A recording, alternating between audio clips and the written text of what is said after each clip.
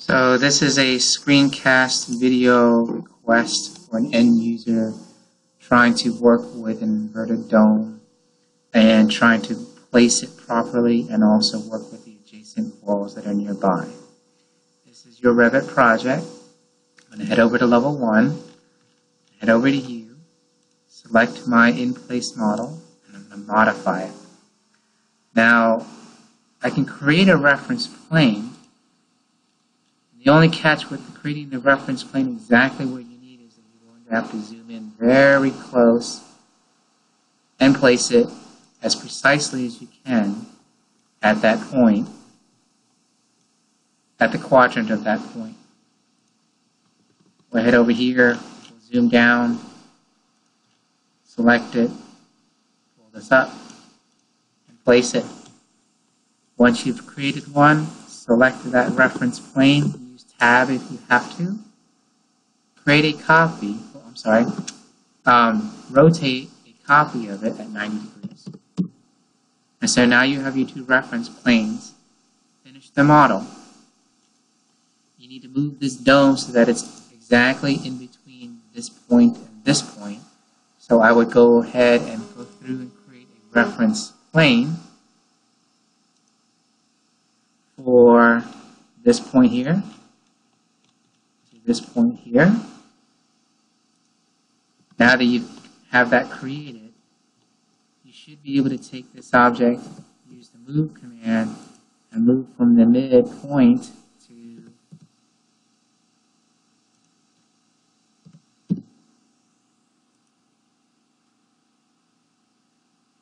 the midpoint of that reference plane. It might take a few tries.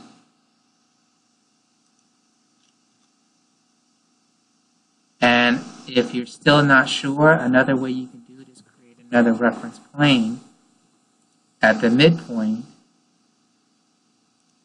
of the reference plane from here to here.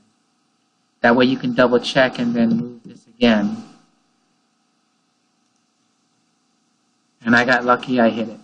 So now that you have it placed exactly where you want, we need to head over to a flat elevation of this wall here.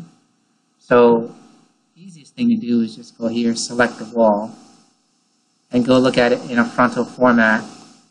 Rotate it, like so.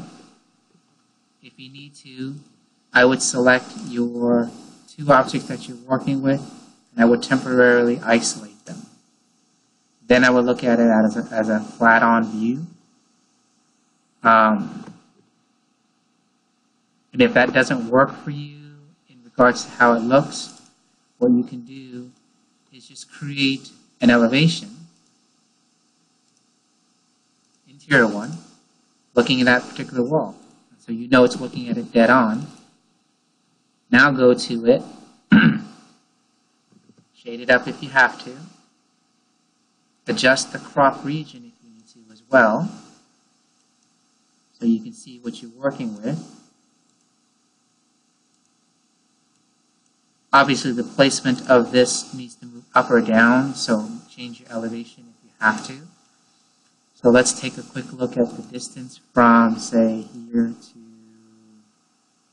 here. It's about a foot, so I'm going to rough it. You know the exact measurements better than I do. So now that I have this here, I can select that wall, and I can click Edit Profile. And if we want this wall to die and touch here, and have this portion continue down to here, I would use the pick method to pick this edge if I can. If it doesn't allow me to pick the edge, because sometimes it doesn't, you're going to have to manually draw it. And that may come best when you're using the spline tool. And this is where you have to get in real close. The idea that the preference is the pick tool. And if it doesn't give you that, you may be able to go to a section view. So I'm going to disregard that. And if we create a section cut, say right here,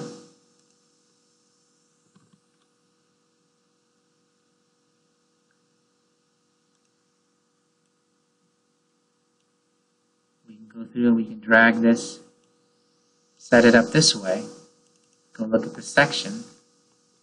Now try to edit the profile.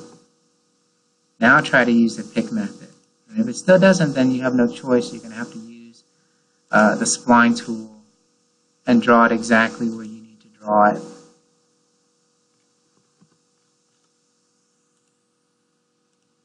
Like so.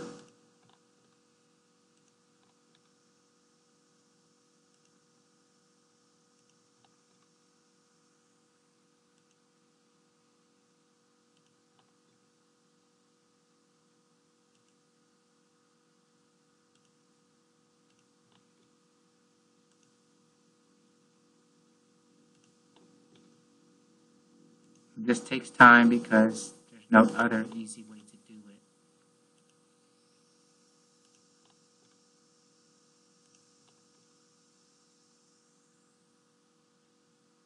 And the tighter your selections are, the tighter the curve is going to be. I'm just doing it very quick and rough for you.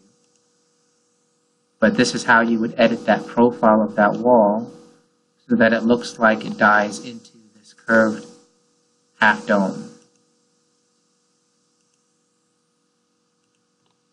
Now, I'm not sure what's going on over here in regards to this dome, but I'm going to assume that we need it to stop, say right there.